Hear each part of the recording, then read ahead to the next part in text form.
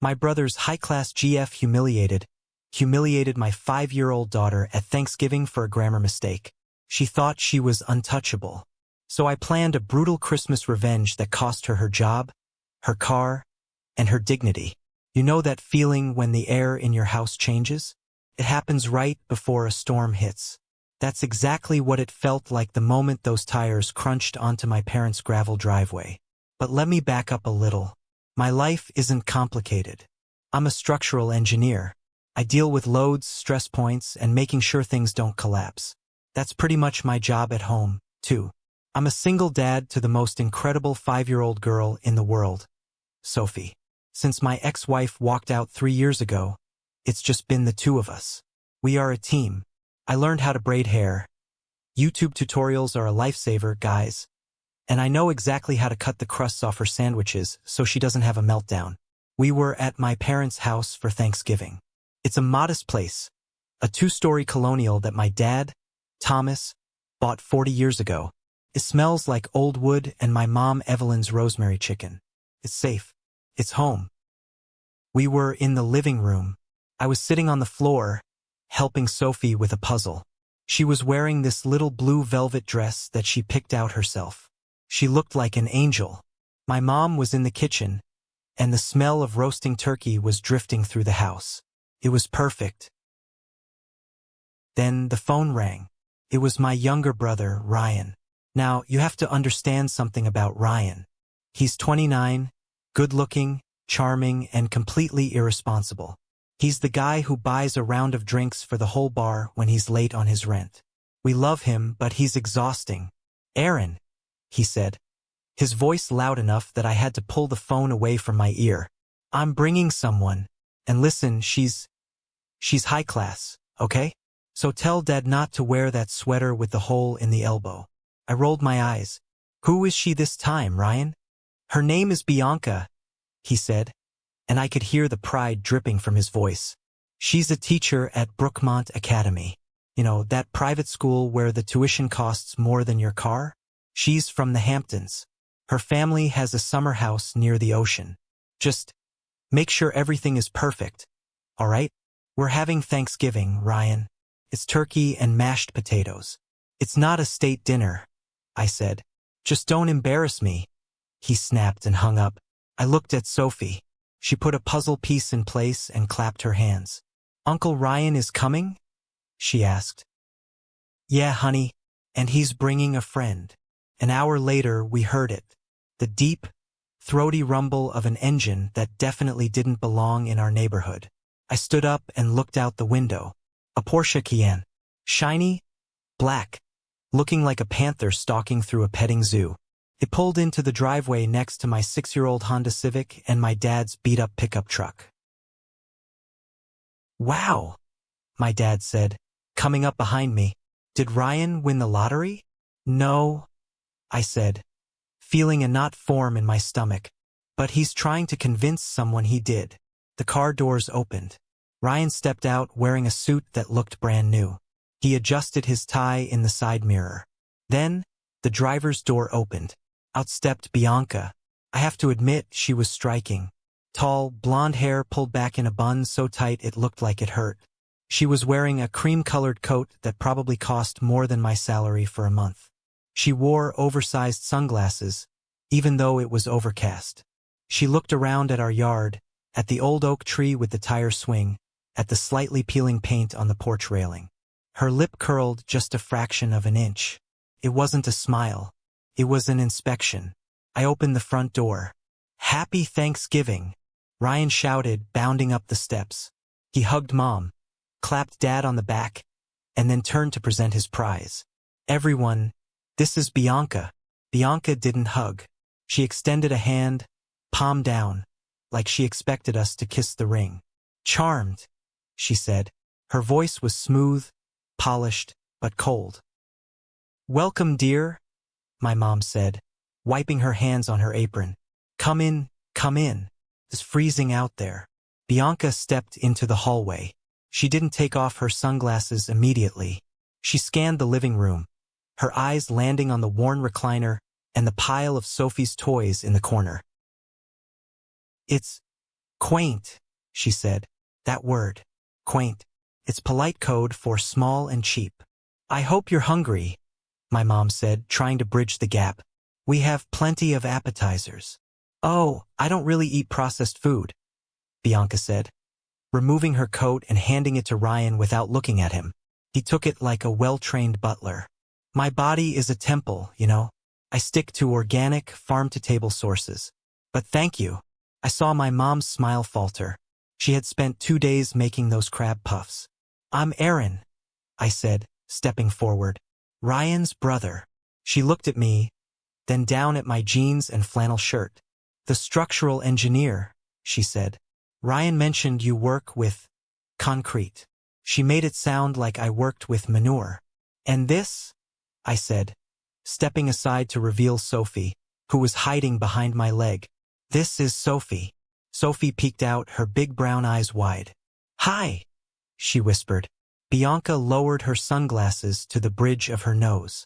She looked at Sophie for a long, uncomfortable moment. There was no warmth in her eyes. No, how cute.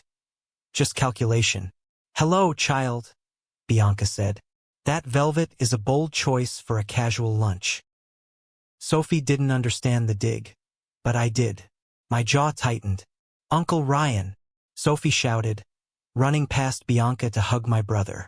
Ryan scooped her up. Hey, Peanut, look at you.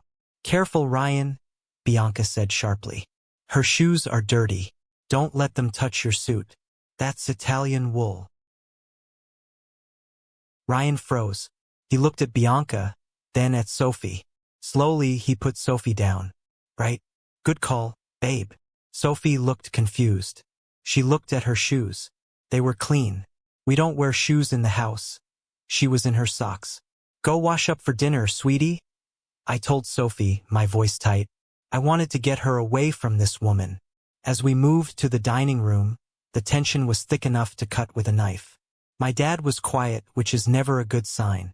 My mom was bustling around, trying to keep the peace. Ryan was hovering around Bianca, refilling her water glass, pulling out her chair, acting like he was auditioning for a role he wasn't qualified for. I watched Bianca. She took a napkin, one of my mom's nice linen ones, and inspected it for stains before placing it on her lap. She looked at the silverware, running her thumb over the fork. So, Bianca, my dad asked, trying to be civil. Ryan tells us you teach at Brookmont. I am an educator, yes? She corrected him. 3rd grade. We focus on classical education, Latin roots, rhetoric, proper etiquette. We are molding the future leaders of society. It's a very exclusive environment. Must be rewarding, Dad said. It is, she said, taking a sip of water and grimacing slightly, as if the tap water offended her palate. Although, it can be exhausting dealing with parents who don't understand the value of rigorous discipline. Standards are slipping everywhere. I view it as my personal crusade to hold the line. I didn't know it then, but she wasn't just talking about school. She was drawing a battle line right there at our dining table. And my daughter was about to wander right into the crossfire. The Porsche in the driveway was just a prop. The real vehicle of destruction was sitting right across from me, smiling a smile that didn't reach her eyes. Before the turkey was even carved, I need to tell you about the dynamic in this room. Because without understanding the past, you won't understand why Ryan sat there like a puppy waiting for a treat, and why I was gripping my fork so hard my knuckles were white. Growing up, it was always the Ryan show. He was the baby. He had the blue eyes, the dimples, and the ability to talk his way out of a murder charge. I was the older brother, the reliable one, the one who got the job done. When we were kids, if I got an A-, my dad would ask why it wasn't an A. If Ryan got a C, my mom would say, "Oh, but he tried so hard, and look at that drawing he made in the margins." I worked summers at a construction site to save for my first car. Ryan crashed 2 cars that my parents bought him, and they just sighed and paid the insurance deductible. It wasn't that they didn't love me. They did. But they worried about Ryan. They coddled him. They created what psychologists call a golden child. And Ryan, He grew up believing he deserved the best without earning it. 5 years ago, my life fell apart. My ex-wife, Sarah, decided that being a mother and a wife was stifling her creativity. She wanted to find herself. So she filed for divorce. It was brutal. The custody battle was a nightmare. I spent my entire savings on a lawyer to ensure I got full custody of Sophie.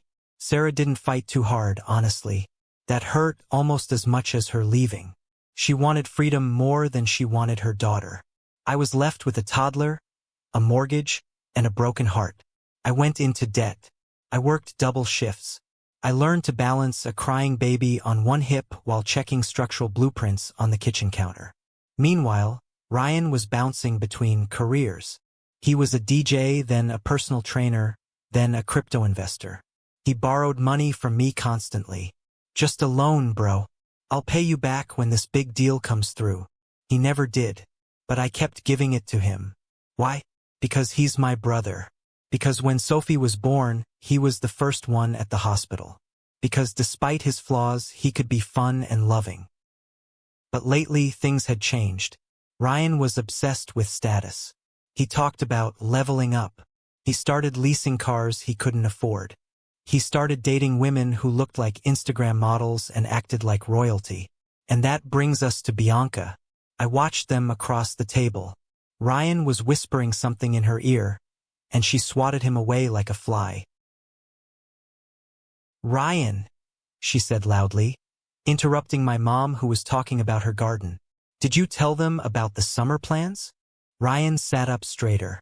"Oh yeah, we're thinking of going to Europe. Italy mostly. Bianca knows the owner of a villa in Tuscany." "That sounds expensive," my dad said, cutting a slice of bread. "Well, quality costs money, Thomas," Bianca said. Ryan understands that now. He's finally starting to see the world through a wider lens. You can't stay in a small-town mindset forever. I saw my dad's jaw tighten. My dad worked at a steel mill for 30 years to pay for this house and our college. Ryan still owes me $2,000 for the lawyer fees I spotted him last year. I thought, but I didn't say it. I didn't want to ruin the holiday. "And how is your job going, Ryan?" I asked, trying to change the subject. "Still at the sales firm?" "Actually," Bianca answered for him. "Ryan is looking for something more suitable. Sales is fine for a start, but he needs a position with power. A promotion isn't enough, he needs a legacy. We're looking into investment banking contacts of my father's." Ryan nodded eagerly. "Yeah, big things coming, Aaron. Big things." I looked at my brother. He looked like a kid playing dress-up in a man's suit. He was drowning, and instead of a life preserver, he had grabbed onto an anchor made of gold. Then there was the issue of the college fund. A few months ago, my mom mentioned that she and Dad were setting aside a little money from their retirement to help with Sophie's future college fund. It wasn't much, but it meant the world to me. Ryan had found out. He threw a fit. He said it wasn't fair that Sophie got money when he was struggling to launch his business. I looked at the Porsche in the driveway. I looked at Bianca's designer coat hanging in the hall. "Struggling," he called it. "So," Bianca said, turning her gaze to me. "Aaron, you're single, correct?" Ryan said the mother is out of the picture. "We're divorced," I said shortly. "A broken home," she sighed, shaking her head. "Statistically, that's very difficult for the child. They often develop behavioral issues, lack of discipline, emotional instability." She was talking about my daughter like she was a lab rat. "Sophie is doing great," I said, my voice dropping an octave.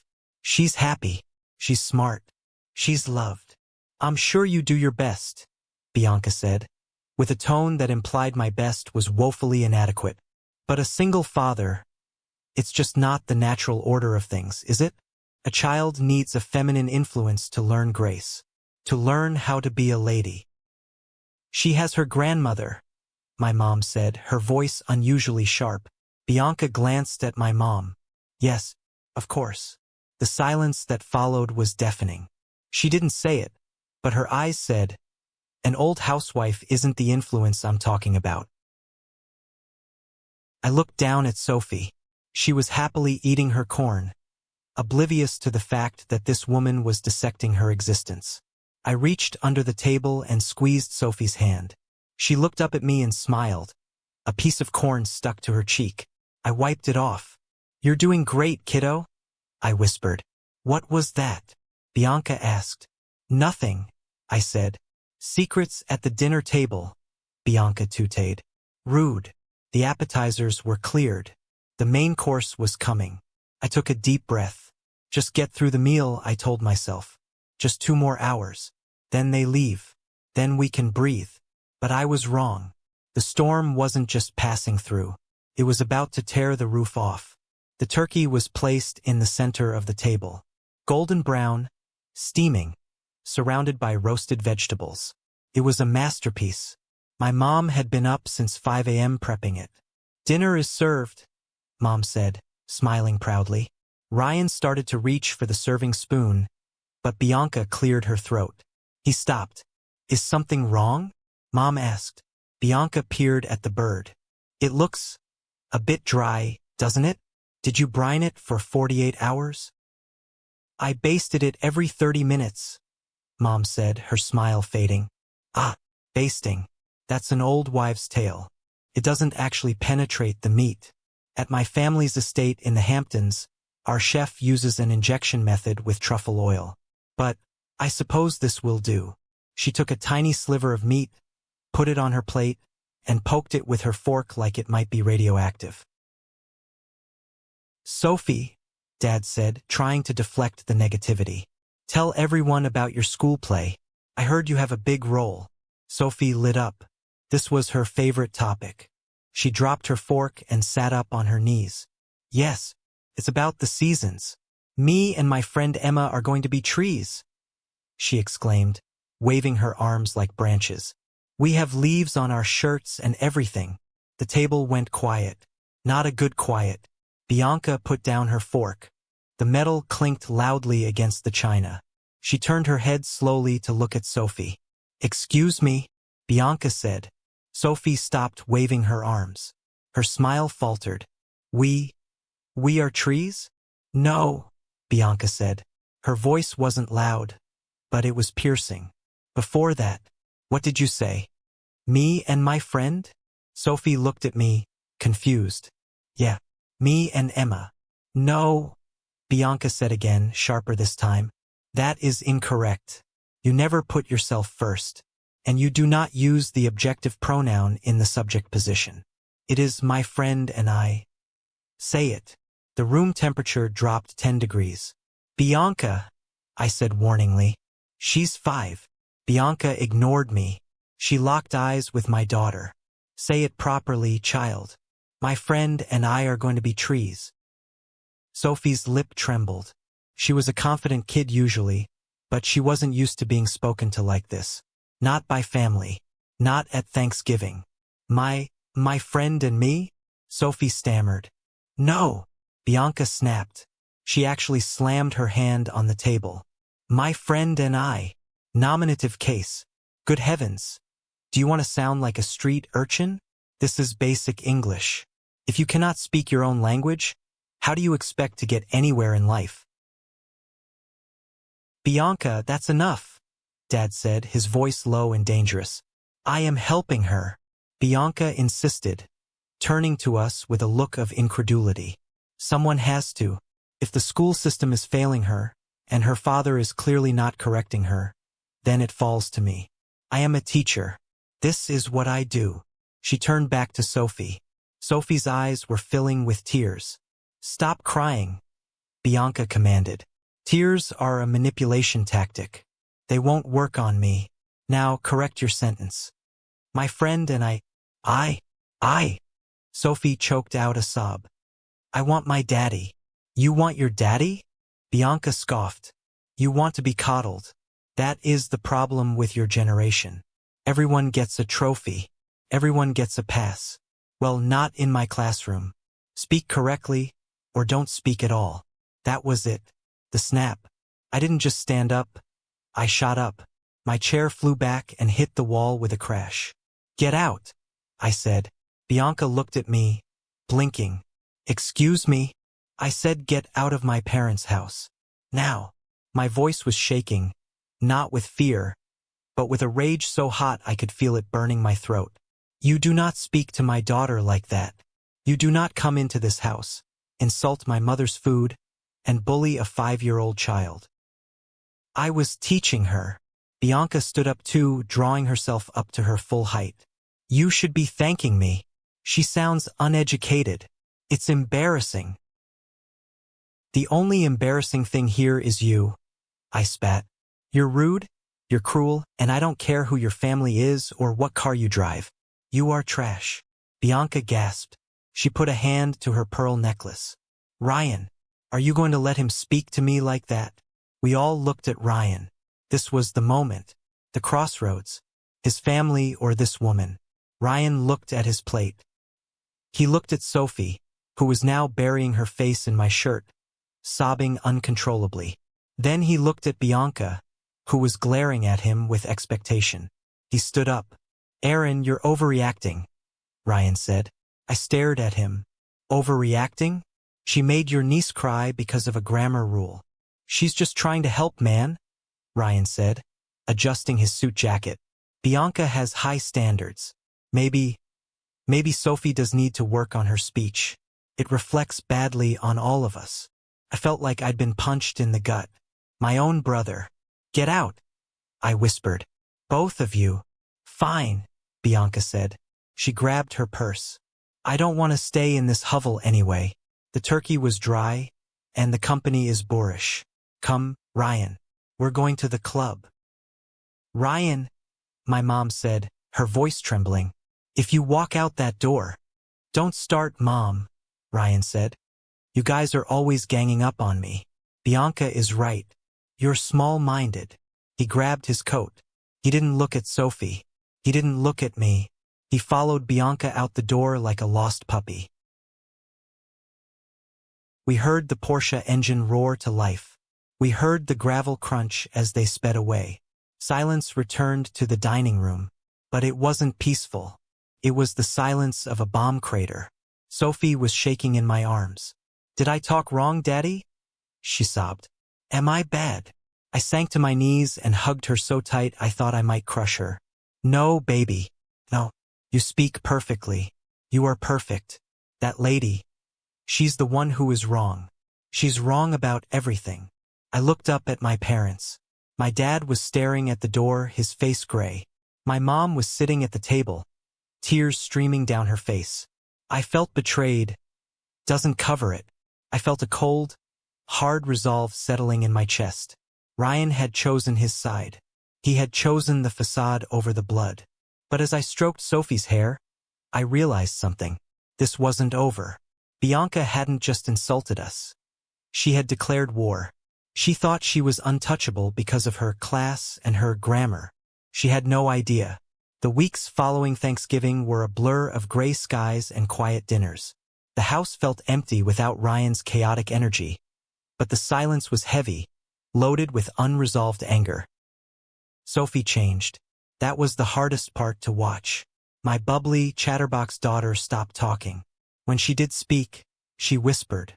She would stop mid-sentence, look at me with wide, fearful eyes, and ask, "Is that right, Daddy? Did I say the right word?" It broke me, every single time. I tried to call Ryan a few days later, just to see if he had come to his senses. He didn't answer. Instead, I got a text. "Ryan, you humiliated Bianca. She's extremely upset. She says she won't come to Christmas unless you issue a formal apology to her and admit you need to parent Sophie better. I'm with her on this, Aaron. Don't ruin Christmas. Fix it." I stared at the phone until the screen went black. A formal apology? For defending my child? I showed the text to my mom. We were in her kitchen. She was polishing silverware vigorously. She had been cleaning a lot lately. It was how she processed grief. "He wants me to apologize," I said. Mom read the text. She didn't cry this time. Her eyes narrowed. People underestimate women like my mother. They see the apron and the cookies and think, soft. They forget that she raised 2 boys on a tight budget and managed a household for 40 years. No, she said. I'm not going to, I promised. But that means Ryan isn't coming. Mom put down the polishing cloth. She looked out the window at the bird feeder. She thinks she's better than us? Mom said softly. She thinks because she uses big words and drives a fancy car, she can treat people like dirt. She's a narcissist, Mom, and Ryan is blind. She's a bully, Mom corrected, and there is only one way to deal with a bully. She turned to me. There was a glint in her eye I hadn't seen in years. It was the same look she had when the neighbor's dog chased me when I was 7. That dog never chased me again. Invite them, she said. What? Mom, I just said, invite them to Christmas, she repeated. Tell Ryan we agree to his terms. Tell him we want to make amends. Tell him we want to learn from her. I looked at her, confused. Mom, are you crazy? I'm not letting her near Sophie. Sophie will be fine. We will protect her. But we need Bianca here. In this house. At this table. She picked up a silver fork and inspected it. She likes games, doesn't she? She likes to correct people? Fine. We'll give her a game. What are you planning? A Christmas grammar challenge, Mom said. A small, cold smile played on her lips. If she's such an expert, let her prove it. But we need a judge. Someone she can't argue with. Who? Mom walked over to the phone. Get me the address book. Look for H. Professor Halloway. My jaw dropped. Professor Halloway? Dad's old fishing buddy? The guy who wears the fishing hat with the lures on it. The very same, Mom said. Did you know before he retired, he was the chair of the linguistics department at the state university? Did you know he sits on the accreditation board for private schools in the tri-state area, including, what was it, Brookmont Academy? I felt a shiver go down my spine. I knew Dad had smart friends, but I had forgotten about Halloway's credentials because he was so unassuming. To me, he was just the guy who brought fresh trout in the summer. Does Bianca know him? I asked. I doubt it. He's been retired for 2 years. And she's new to the district. She'll just see an old man in a flannel shirt. I started to smile. It was a wicked smile. Show, don't tell, I whispered. Exactly, Mom said. I spent the next week doing my own homework. If we were going to war, I needed ammunition. I called my friend Mark. Mark is a private investigator. Well, he's a data analyst for a security firm, but he knows how to find things. Look into Bianca Russo, I told him. She claims she's from the Hamptons. Family estate. Money. 2 days later, Mark called me back. Aaron, you're going to laugh, Mark said. Tell me. Bianca Russo is from New Jersey. Her parents own a dry cleaning business. It's a nice business, but it's not an estate in the Hamptons. She changed her name from Betty to Bianca 5 years ago. What about the money? The Porsche? Leased. And she's 2 months behind on payments. She's maxed out 4 credit cards. She's swimming in debt, man. She's looking for a lifeline. Ryan, I realized. She thinks Ryan is the lifeline because of the business he lied about. 2 liars trying to con each other. Mark laughed. But wait, there's more. Her teaching job? She's on probation. Too many complaints from parents about her rigid and abrasive teaching style. If she gets 1 more strike, she's out. I hung up the phone. I held the information in my hand like a grenade. I could have sent it to Ryan right then. I could have exposed her on Facebook. But that wouldn't be enough. Ryan wouldn't believe me. He'd think I was jealous. Bianca would spin it. No, we had to do this Mom's way. We had to let her destroy herself. I texted Ryan. Me, you win. We want peace. Bring Bianca to Christmas. Mom is planning a special game night to honor her intellect. We want to show her we value education. Ryan replied in 3 seconds. Ryan, awesome. Glad you finally grew up. We'll be there. Make sure the wine is decent this time. I looked at Sophie. She was coloring quietly in the corner. Honey, I said, Uncle Ryan and the lady are coming for Christmas. She dropped her crayon. Her lower lip wobbled. No, I don't want to. I walked over and picked her up. Listen to me. You don't have to talk to her. You don't have to say a word. You just have to sit there and watch. Because Daddy and Grandma have a surprise. We're going to play a game, and the bad lady is going to lose. Promise? She whispered. I promise. The trap was set. The bait was laid. Now we just had to wait for the predator to walk in. Christmas Eve.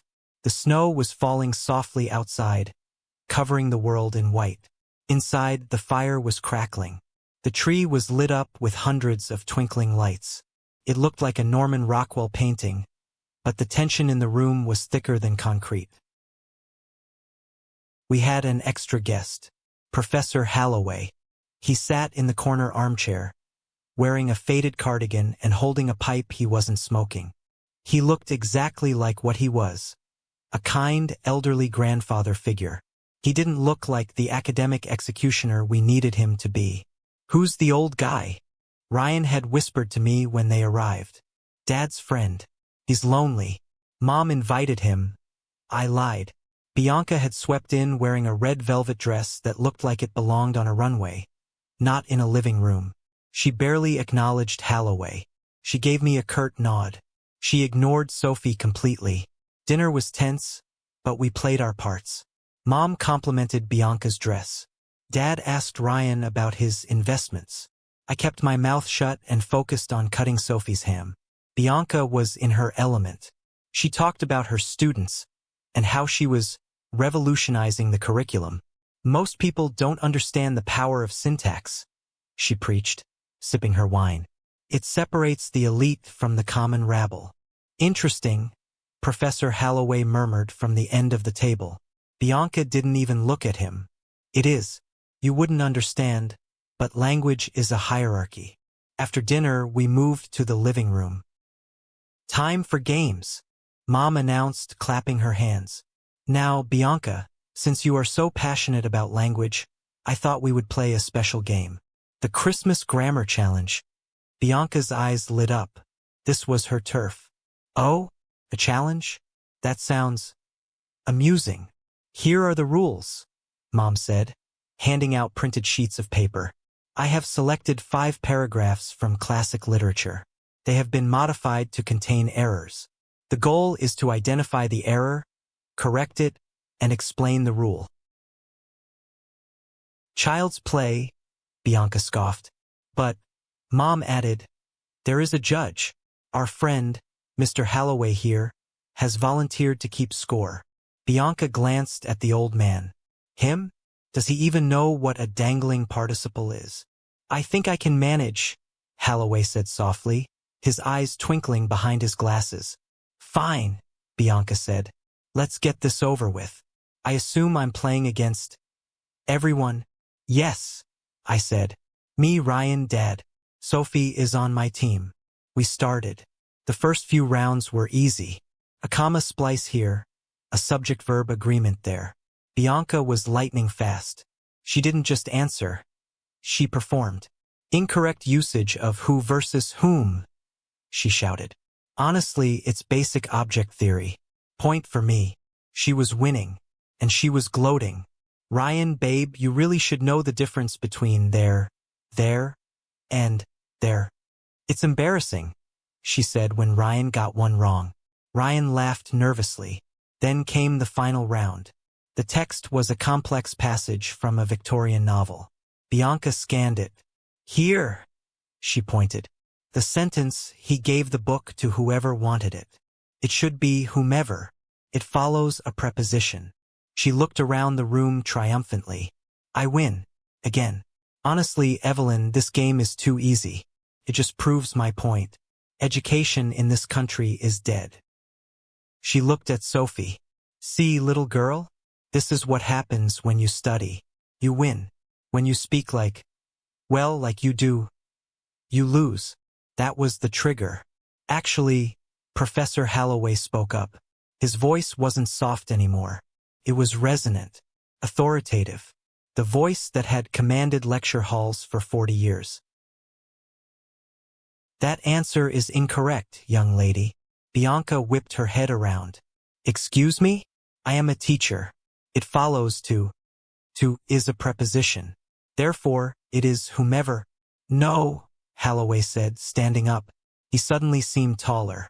The entire clause, whoever wanted it, is the object of the preposition. Inside that clause, whoever is the subject of the verb wanted. Therefore, the nominative whoever is correct. Your correction is wrong. The room went silent. Bianca turned red. That's archaic. No one uses it that way. Standard English uses it that way, Holloway said calmly. But that is not why you lose this game. I have the most points, Bianca screeched. I found all the other errors. This game, Holloway said, walking into the center of the room, has a second component, style and attitude. You see, language is a tool for communication, connection, and empathy. You have used it as a weapon to belittle your host, humiliate your boyfriend, and terrorize a 5-year-old child. Bianca laughed, a high-pitched, nervous sound. Who are you to lecture me? You're just some old fisherman. Holloway reached into his pocket and pulled out a business card. He placed it on the coffee table in front of Bianca. I am Professor Arthur Holloway, Professor Emeritus of Linguistics, and, as it happens, the current chair of the board for the Independent Schools Association. He paused, letting the words hang in the air. The same association that accredits Brookmont Academy. Bianca froze. Her face went from red to paper white. Her mouth opened, but no sound came out. It was the first time all night she was speechless. I have read your file, Ms. Russo, Holloway continued, his voice stern. Or should I say, Ms. Betty Rossi? I know about the complaints. I know about the probation. And tonight, I have witnessed firsthand your temperament. You are arrogant, you are cruel, and you are fundamentally unsuited to be an educator of children. Bianca stammered. Professor, I didn't know. I was just joking. It's a game. It wasn't a game when you made Sophie cry at Thanksgiving, I said, stepping forward. Bianca looked at me, then at Ryan. Ryan, do something. He's threatening my job. Ryan looked at the business card. Then he looked at Bianca. The illusion was breaking. The Hamptons heiress was crumbling before his eyes. You said you knew the board members, Ryan said quietly. You said you were untouchable. I am, she insisted, but her voice was shrill. This old man is lying. He's a nobody. Ms. Russo, Holloway said, I will be making a call to your headmaster on Monday morning.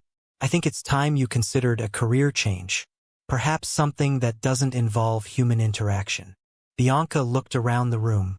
She saw my mom smiling coldly. She saw my dad nodding at his friend. She saw me holding Sophie's hand. She realized she was completely alone. The silence that followed was heavy, but it wasn't the silence of fear anymore. It was the silence of justice. The kind of silence that happens after a gavel bangs down in a courtroom. Guilty. But Bianca wasn't done. A cornered animal bites, and she had one last venomous bite left in her. You would think, faced with the destruction of her career and the exposure of her lies, she would apologize. You'd think she would cry or beg. But narcissists don't do that. When their reality breaks, they attack. Bianca stood up. She smoothed her dress, though her hands were shaking violently. You people, she spat, her voice dripping with venom. You think you're so clever? You set me up. We just invited you to dinner, Mom said calmly. You did the rest yourself. You're pathetic, Bianca screamed. She turned to Ryan. And you're the most pathetic of them all. Standing there like a statue while your family humiliates me? I'm the best thing that ever happened to you. Without me, you're just a loser with a leased car and a fake business. The room gasped. Ryan flinched as if she had slapped him. Wait, Ryan said, his voice confused. You said you believed in my vision. You said we were a power couple. I needed a ride, she yelled. And someone to pay for dinner. You're broke, Ryan. You borrow money from your brother. You think I didn't know? I was just waiting until I found someone better. The truth came spilling out, ugly and raw. The inheritance of arrogance she claimed to have was bankrupt. And you! She pointed a manicured finger at Sophie. Sophie shrank back against my leg. You little brat. You'll never be anything. You'll be just like your father. A nobody working with dirt and cement. That was it. I didn't yell this time. I walked right up to her. I was a foot taller than her. I looked down into her wild, panicked eyes. Get out, I said. And if you ever come near my daughter again, I won't just call the school board. I'll call the police. I know about the debts, Betty. I know about the fraud. Get out before I ruin you completely. Her eyes widened. She realized I knew everything. She grabbed her purse. I'm leaving. And I'm taking the car. She looked at Ryan. Give me the keys. Ryan looked at the keys in his hand. The keys to the Porsche he couldn't afford, for the woman who just admitted she used him. Slowly, Ryan put the keys in his pocket. No, Ryan said. What?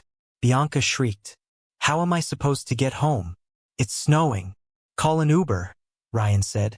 His voice was shaky, but he stood his ground. Or fly. You're a witch, aren't you? Use a broom. My dad actually snorted. I hate you all, Bianca screamed. She turned and stormed to the front door. She yanked it open, letting a gust of freezing wind and snow into the house. She marched out into the night. We watched from the window. She tried to walk with dignity down the driveway, but her high heels sank into the snow. She slipped, flailed, and fell right onto her backside in a snowbank. Karma, Mom whispered. She got up, covered in snow, looking like a wet rat. She pulled out her phone, presumably to call that Uber. Inside, the house was quiet again. But this time the air was clear. The storm had passed. Ryan stood in the middle of the living room. He looked older, tired. The golden boy shine was gone, replaced by something more real. He looked at me. He looked at Mom and Dad. I'm sorry, he whispered. I'm so sorry. He looked at Sophie. He knelt down on one knee, ignoring his expensive suit pants. Sophie, he said, his voice cracking. Uncle Ryan is an idiot. You talk perfectly. You're the smartest, best tree in the whole forest. Can you forgive me? Sophie looked at him. Kids are amazing. They have this capacity for forgiveness that adults lose. She walked over and put her small hand on his shoulder. It's okay, Uncle Ryan, she said. But she was a really mean lady. Ryan let out a sob that was half laugh. Yeah, Peanut. She was a really mean lady. He hugged her. I saw my mom wipe a tear away. Dad walked over and put a hand on Ryan's shoulder. Come on, son, Dad said. Let's get some pie. And maybe burn that suit. We all laughed. It was a shaky laugh, but it was real. As we sat down for dessert, pumpkin pie that tasted like victory, I looked over at Professor Halloway. He was lighting his pipe now, looking satisfied. Thank you, Arthur, I said. He winked. My pleasure, Aaron. Syntax is important. But character? Character is everything. Spring arrived in our town slowly that year. The snow piles turned to gray slush, and then finally, the green shoots of daffodils started poking through the mud in my mom's garden. Felt symbolic. We were thawing out. Life after that Christmas explosion was different, quieter but realer. The first big change was Ryan. For years, I had looked at my brother and seen a caricature. A guy playing a role he didn't write, wearing costumes he couldn't afford. But seeing Bianca humiliated, seeing her turn on him and treat him like a discarded accessory, broke something in him. Or maybe it fixed something. He came over on a Saturday morning in March. I was in the driveway changing the oil in my Honda. Usually, Ryan wouldn't be caught dead doing manual labor on a weekend. He'd be at brunch or golfing with money he didn't have. But a beat-up Ford Taurus pulled into the driveway. I slid out from under my car and wiped my hands on a rag. Ryan stepped out. He wasn't wearing a suit. He was wearing jeans and a hoodie. He looked tired, but he looked like my brother again. Nice ride, I said, nodding at the Taurus. It runs, Ryan said, leaning against the hood. Sold the Porsche back to the dealer. Took a massive hit on the depreciation, but it's gone. And the debt. I'm working on it, he said. He kicked a loose stone on the driveway. I got a job, Aaron. A real one. Not investing. Not consulting. I'm doing inventory management at the warehouse district. It's boring, the pay isn't great, but it's a paycheck. And they don't care about my grammar. He laughed. A dry, self-deprecating sound. That's good, Ryan. Seriously. He reached into his pocket and pulled out an envelope. He handed it to me. What's this? It's $200, he said. I know I owe you $2,000 for the lawyer. And probably another $5,000 for all the times you bailed me out before that. But this is the first installment. I'm gonna pay you back, Aaron. Every cent. I held the envelope. Felt heavier than it looked. For the first time in his life, the golden child wasn't asking for gold. He was trying to mine it himself. You don't have to. I do, he interrupted. I really do. That night at Christmas, when she called me pathetic, she was right. I was letting her treat me like a prop because I thought she made me look successful. But she just made me look like a fool. She made you look like a victim, Ryan. Narcissists are good at that. Well, he said, looking at the house. I'm done being a victim. How is Sophie? She's getting there, I said. That was the second part of the thaw. Sophie. The damage Bianca did wasn't something a single apology could fix overnight. For weeks after Christmas, Sophie was still hesitant. She would catch herself speaking and look at me for approval. It was heartbreaking. We decided to put her in a local children's theater group. Not for discipline, but for expression. I remember the first day I dropped her off. She clung to my leg. Daddy, what if I say the lines wrong? Then you say them wrong, I told her, kneeling down. And you know what? The audience will still love you. Because you're you. And remember what Professor Holloway said? It's not about the words. It's about the heart. Took time. But slowly the spark returned. One afternoon, about 3 months after the incident, we were all at my parents' house for Sunday dinner. No fancy tablecloths, no stress about the menu. Just pot roast and laughter. Sophie was telling a story about her drama class. And then, she said, waving her fork, me and Tommy. She stopped. She froze. The table went silent. She looked at Ryan. Ryan put down his drink. He looked at her. You and Tommy what? Ryan asked, smiling. Did you guys fight a dragon? Sophie relaxed. Her shoulders dropped. No. Tommy and me jumped over the lava. It was just a red blanket. But we pretended. Tommy and me, Ryan repeated. Sounds like a solid team. Pass the potatoes, Peanut. She beamed. She said Tommy and me. And the world didn't end. The roof didn't collapse. She was safe. But you guys are probably wondering about the villain of our story. What happened to Ms. Bianca Russo? Well, karma works in mysterious ways, but sometimes it works in very public, very administrative ways. Professor Holloway wasn't bluffing. He made that call on the Monday after Christmas. My mom got the gossip from her bridge club. Small towns have the most efficient intelligence agencies in the world. I swear. Apparently, the Monday morning after break, Bianca was called into the headmaster's office at Brookmont Academy. It wasn't just Holloway's complaint. Turns out, once the dam broke, it flooded. Other parents came forward. They had been afraid to speak up because Bianca intimidated them, acting like she had friends in high places. But once Holloway exposed her, everyone realized the emperor had no clothes. She was fired for conduct unbecoming of an educator and creating a hostile learning environment. But the kicker? The Hamptons estate lie imploded too. It turned out she had been trying to get a loan from another teacher, claiming her trust fund was temporarily frozen. When she was fired, the creditors she had been dodging finally caught up. I didn't think I'd ever see her again. I didn't want to, but the universe has a sense of humor. It was a Tuesday evening. I was at the grocery store, not the nice organic one Bianca claimed to shop at, but the discount bulk store where regular people shop. I was buying a value pack of paper towels and some frozen nuggets for Sophie. I was in the checkout line, scrolling on my phone, when I heard a voice I would recognize anywhere. It was shrill, demanding, and dripping with entitlement. "I am telling you, the coupon is valid. It's for 50 cents off." I looked up. 2 aisles over at the customer service desk, there she was, Bianca. But she didn't look like the woman who had stepped out of the Porsche.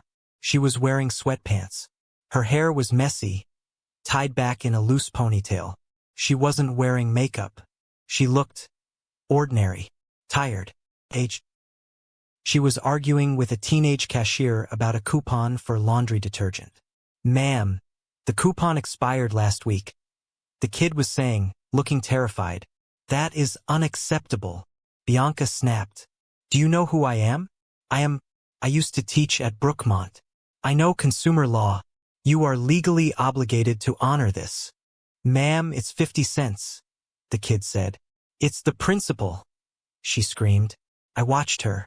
I watched this woman who had sneered at my mother's turkey, who had called my home a hovel, fighting over 50 cents at a discount store.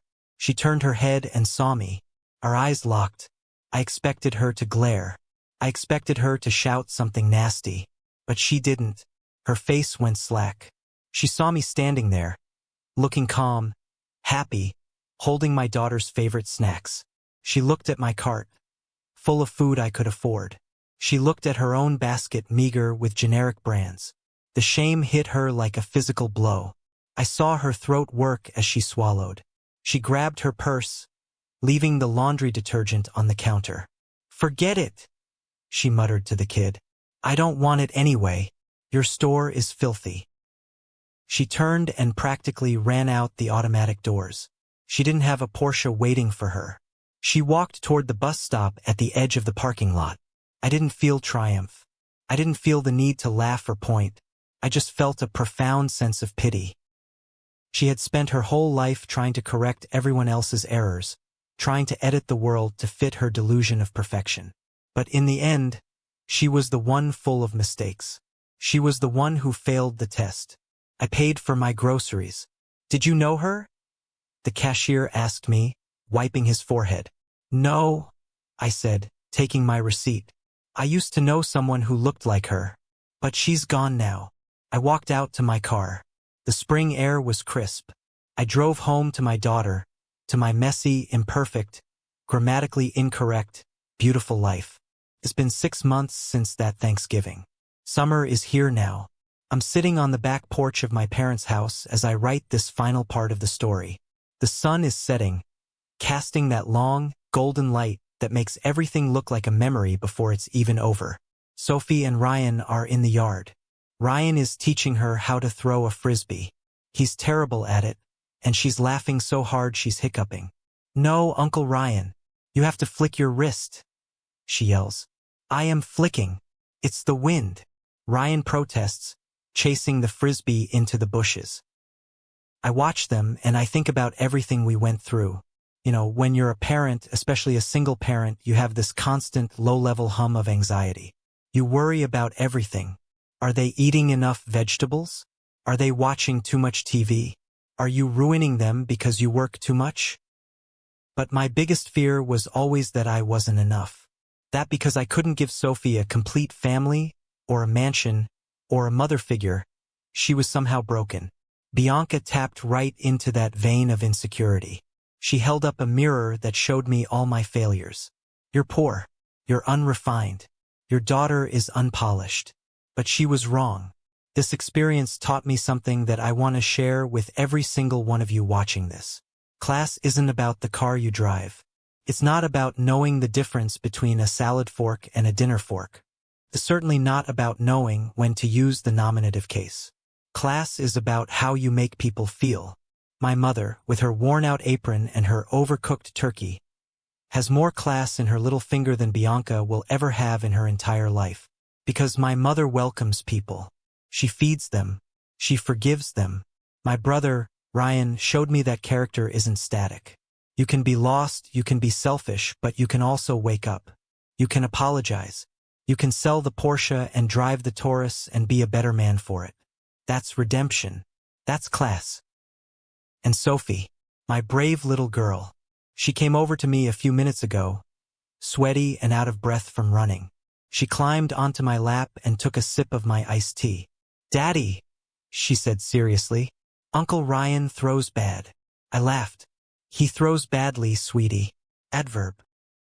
I froze. It was a reflex. I sounded just like her. Sophie looked at me. For a split second, I panicked. Did I trigger the memory? Then she grinned. A wide, toothy, mischievous grin. "I know, Daddy," she said. "But badly sounds silly.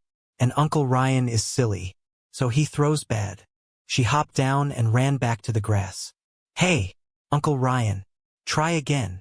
I sat there, stunned, and then I started laughing. I laughed until my sides hurt. She knew the rule. She just chose to break it. Because she prioritized the connection over the correction. She prioritized the fun over the formality. She had taken the weapon Bianca used to hurt her, and she had turned it into a toy. That is resilience. So here is my message to you. There will always be people like Bianca in this world. People who want to make you feel small so they can feel big. People who hide their own insecurities behind a wall of rules, judgments, and fake superiority. They will critique your grammar, your clothes, your job, and your parenting. Don't let them in. Don't let them sit at your table. And if they do, don't be afraid to serve them a slice of humble pie. Protect your peace. Protect your children. And remember that a happy, messy, loud home filled with love is worth 1,000 empty mansions in the Hamptons. I look at my phone. Ryan just sent me a text. There's a picture of Sophie holding the frisbee like a trophy. Caption, "Me and Sophie won." I smile. I don't correct him. Reply, "Yes, you and Sophie won. Thank you for listening to my story. It wasn't easy to relive, but if it helps just one person stand up to a bully, or one parent feel better about their imperfect life, then it was worth it." This is the end of the chapter on Bianca, but it's just the beginning for us. We have a lot of bad frisbee throws ahead of us, and I wouldn't trade them for anything. If you've ever had to deal with a toxic family member or a snob who tried to ruin your holiday, I want to hear about it. Seriously, drop your story in the comments. Let's vent. Let's support each other. And if you're happy that Sophie got her smile back, do me a favor, hit that like button. It tells YouTube that good guys sometimes finish first. Subscribe if you want to hang out with us again. Take care of yourselves and take care of each other.